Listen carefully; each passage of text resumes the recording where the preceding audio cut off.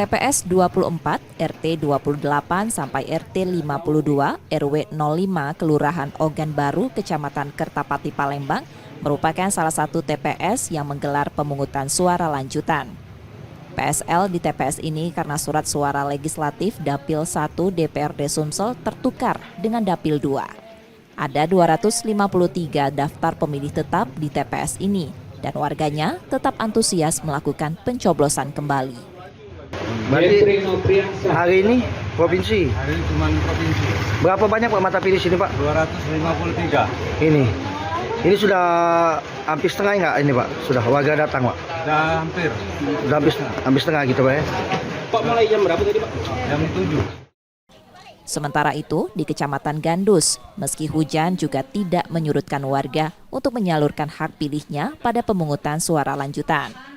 Di kecamatan ini terdapat 2 TPS yang menggelar PSL, yakni TPS 9 dan 10 di Kelurahan 36 Ilir untuk pemilihan legislatif DPRD Kota Palembang.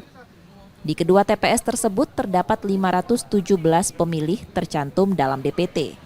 Sebelumnya, warga mengaku sudah mendapat pemberitahuan pemungutan suara lanjutan lewat undangan C6. Ya karena emang inilah sudah kewajiban juga kan, kita harus milih di sini, sudah kita pilih. Semoga amanah, dapat dipercaya, bisa membimbing masyarakat lah yang bagian di sini. Partisipasi masyarakat dalam pemungutan suara lanjutan cukup tinggi. Wah, kalau untuk hari peminatnya luar biasa. Ada susulan tetap ya? Iya, mereka siap datang ke TPS walaupun cuaca dingin karena mereka memang antusias untuk memilih. Sudah perhitungan dari KPPS langsung ke PPK, tidak lagi mampir ke KPPS. Selain itu, 2 kecamatan lain, Kertapati dan Kalidoni juga menyelenggarakan pemungutan suara lanjutan. Kecamatan Kertapati menggelar PSL di 12 TPS, di antaranya Pileg DPRD Kota Palembang dan DPRD Provinsi.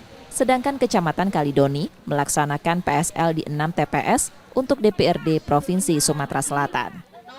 Rizky Nurmizan, Yudi Kiswanto, Kompas TV, Palembang, Sumatera Selatan.